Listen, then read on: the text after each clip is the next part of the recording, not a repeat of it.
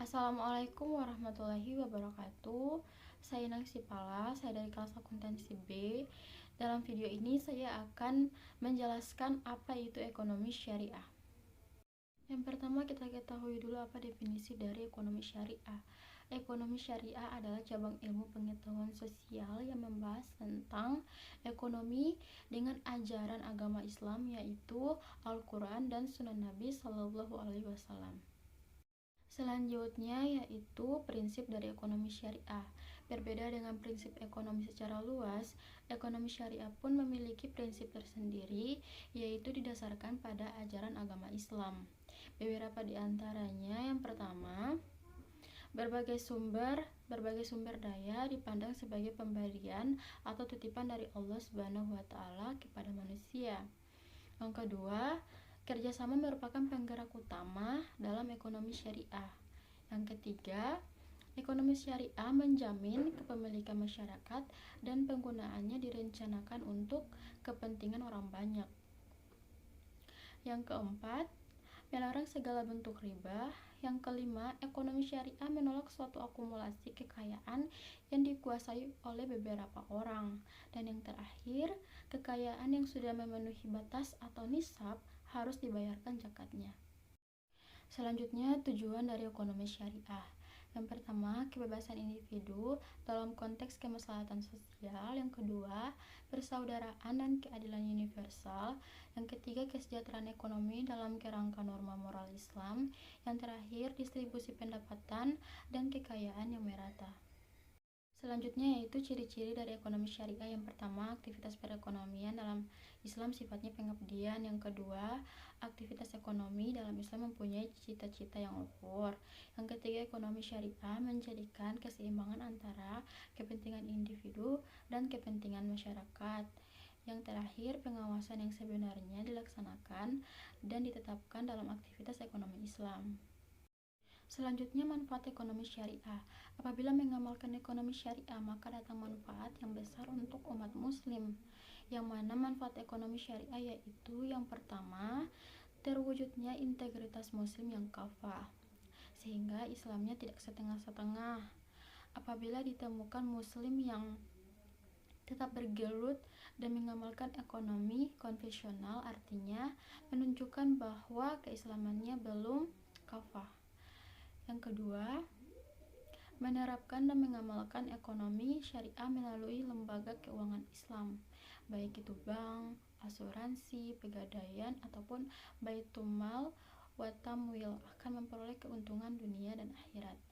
Yang ketiga, keuntungan di dunia didapat dari bagi hasil yang diperoleh, sedangkan keuntungan di akhirat adalah terbebas dari unsur riba yang diharamkan oleh Allah.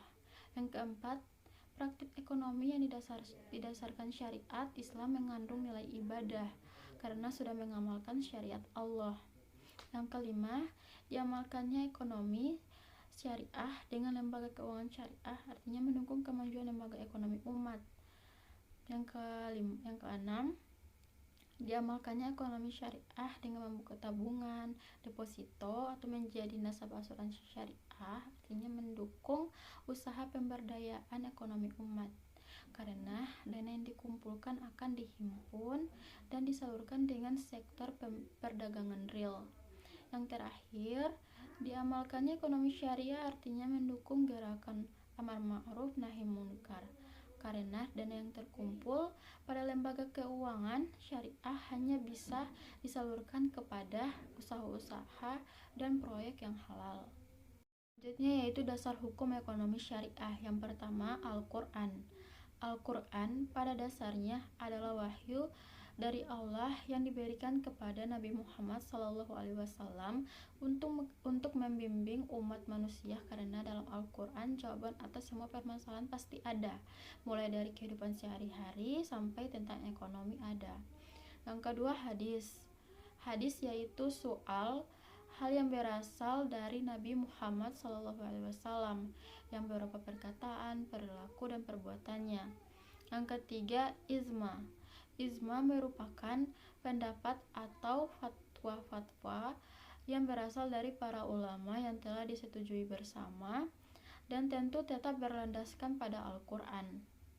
Yang terakhir, ijtihad dan qiyas. Ijtihad yaitu salah satu perbuatan yang dilakukan para ulama untuk melaksanakan musyawarah untuk memecahkan kejadian yang muncul dalam masyarakat. Untuk kerjasama ekonomi syariah, yang pertama mudharabah. Mudharabah yaitu kerjasama di antara dua pihak yang mana modal usaha 100% berasal dari pemilik modal, pihak lain yang bertindak sebagai pengelola usaha. Jika usaha tersebut mendapatkan keuntungan, maka harus dibagi sesuai dengan porsi yang telah disepakati terlebih dahulu sebelum kerjasama dilaksanakan. Tetapi, jika terjadi kerugian, yang bertanggung jawab adalah pemilik modal. Selama itu bukan kesalahan dari pengelola usaha.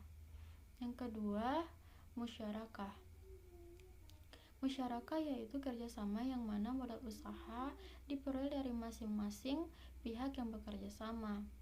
Bentuk ini lebih mudah dipraktikkan karena untung dan rugi yang terjadi dihadapi bersama dengan ketentuan atau perjanjian yang sudah disepakati sebelumnya.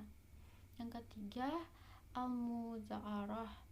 Al-muza'arah yaitu suatu kerjasama di antara dua pihak atau lebih yang berfokus pada pengelolaan lahan pertanian antara pemilik lahan dan pekerja yang menggarap lahan pertanian. Pemilik lahan menyiapkan benih dan lahan tersebut untuk ditanami dan dirawat, yang nanti hasilnya panen akan dibagi di antara kedua dengan presentasi yang sudah disepakati. Yang keempat, al-muzakah. Al-muzakah yaitu bentuk kerjasama yang mana pekerja lain hanya bertanggung jawab untuk menyirami dan memelihara tanaman yang sudah ditanam. Itulah bentuk-bentuk kerjasama dari ekonomi syariah. Itulah dari saya, demikianlah telah dijelaskan tentang pengertian ekonomi syariah, ciri-ciri, tujuan, manfaat, prinsip, dasar hukum dan bentuk kerjasamanya. Bila ada salah kata atau pengucapan mohon dimaafkan. Wassalamualaikum warahmatullahi wabarakatuh.